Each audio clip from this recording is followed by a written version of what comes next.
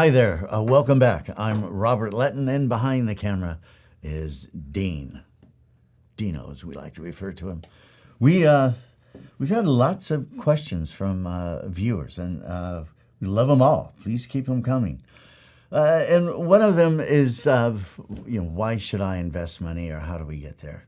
And that's a good point. I think to start investing money, you need to have an idea of why. And for me, it took 30 years to figure that out. You just kind of invest money hoping to have more. Yeah, it's not good enough. So the idea for me is how do you figure out how much money to invest and to what degree? And basically that is to create a paycheck for yourself. And the sooner that paycheck is large enough to support your lifestyle, you can start doing what you want to do and stop doing what you have to do. And that could happen at the age 30, 35, 40, 45, 50. It just depends on you. Now, the more time you have, that's probably one of the best investing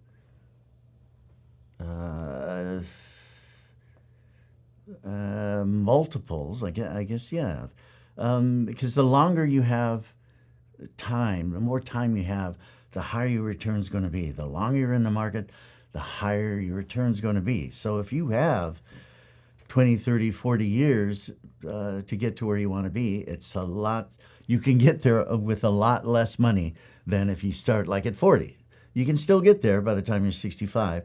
It's just going to take probably twice to 3 times the amount of money each month to create a paycheck. Now, we take it one more step besides that. We say instead of creating a paycheck, give some value to it. You've got to know. So we say replace your paycheck. Instead of create one. Instead of creating one, replace one. And what you want to think about is how much money you're making. Are you making $100,000 a year, making $200,000 a year? Is that enough? Is it more than you need?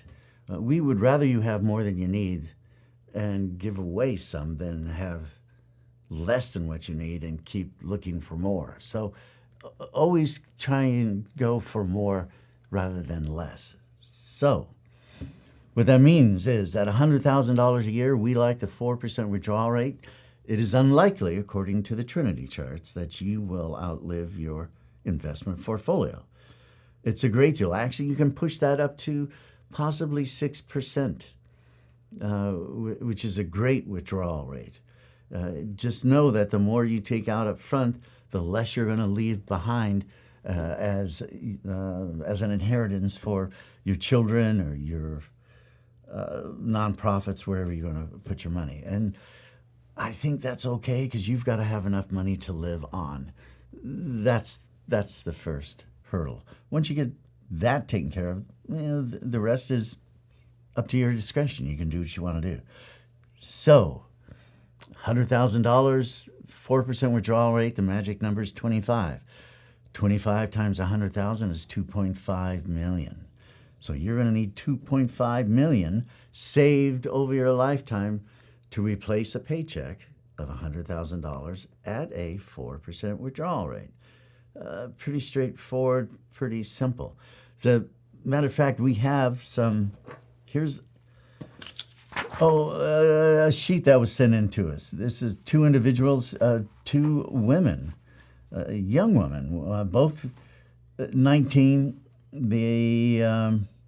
One started putting $2,000 a year into her IRA. The other one decided to travel the world. So the other one went to work, went to college, 19.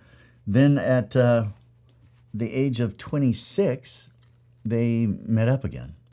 And they were talking to each other. And the one, Susan, asked her friend Kim, so where have you been? She said, I've traveled the world. I've been all over Europe. And she did that from the age of 19 to the age of 27.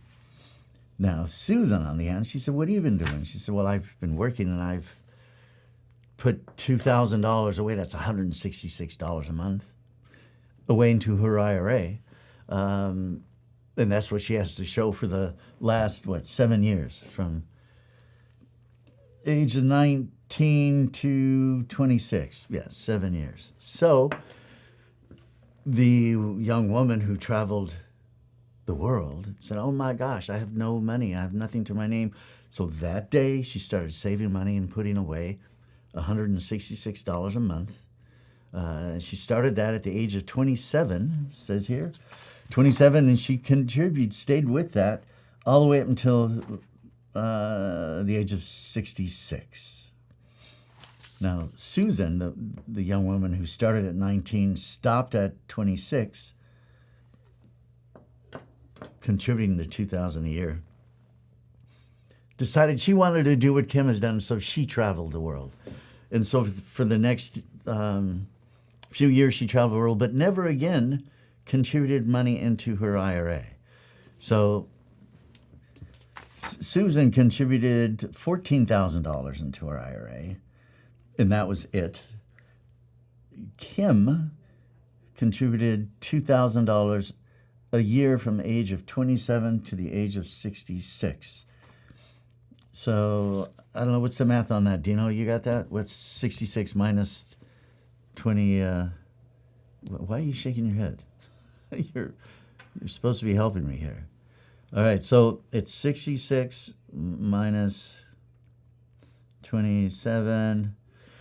So for the next 39 years, Kim put away $2,000. So at the age of 66, they compared their earnings. Because Susan had essentially a 7-year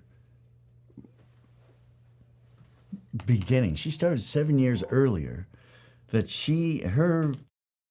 and this is on a 10% earnings rate, which is huge. I would just say I think to earn 10% consistently is very, very difficult to do. So anyway, at the age of 66, Susan, who put 2,000 away, started at 19, stopping at 26, she put in for 26. She had $1,019,148.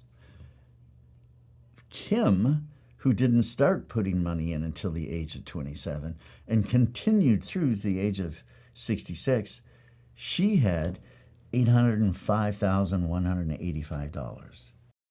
Susan, just by starting earlier, ended up with over $200,000 more and contributed substantially less because she stopped at 27, and Kim started at 27 through 66. So time is a friend of yours in investing. If you'll just start putting money in the market, $10 at a time, $15, it doesn't matter. Just get it in there. That's what we discussed, the 3 must-have accounts. That's how you spread the $2.5 million over those 3 must-have accounts to develop for yourself the most tax-efficient income stream possible. So it's all good. So please keep those questions coming. Time's on your side. So the earlier you start, get it in the market, get into a well-diversified portfolio. You know the 3 companies we work with. Pick any one of those 3 and you will do well. So hurry back. Dino and I will be waiting for you, and we'll see you next week. Thank you.